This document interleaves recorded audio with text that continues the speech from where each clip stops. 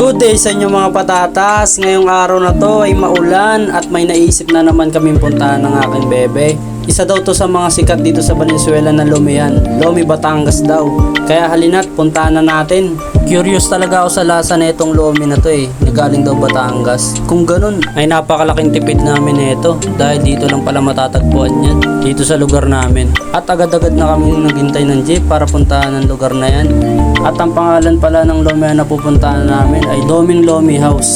At ito pala yung kanilang kainan. Kung gusto nyo puntahan ay gamitin nyo lang yung Google Map or Waze. At ituturo na kayo kung anong ruta ang inyong dadaanan. Mabalik tayo. Kung ikaw naman ay magko-commute ay huminto ka sa overpass bago mag Old Fatima University. At ito yun. After mo huminto dyan, kung ikaw ay galing norte ay kumaliwa ka dyan sa may kanto. And kung galing ka naman sa south is kumanan ka. At may makita kang tricycle at sumakay ka at sabihin mo sa driver ang Doming Lomi House at dadali ka na nila dun. At mabalik ulit tayo. Dito ay nakasakay na kami ng tricycle ng aking bebe, one and only. Talagang pinagandaan namin tong araw na to dahil di talaga kami kumain that time. Wow, gutom no? At sa huling liko ay amoy na amoy mo talaga yung Lomi dito.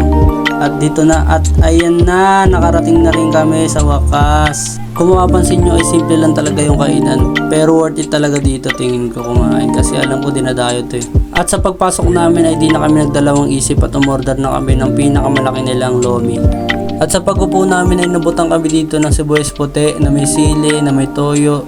Di ko talaga alam kung ano talaga to eh. Pero sabi daw nila magandang combination daw sa Lomi. At yan oh, grabe dinurog talaga ng bebe ko. Gusto talagang gumanti sa akin oh. At ilang minuto na paghihintay, boom!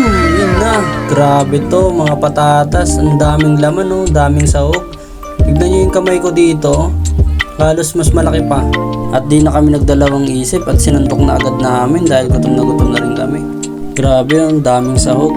Busog na busog ka talaga dito, promise. Syempre thumbs up muna bago kumain. I-review natin yung lasa nito.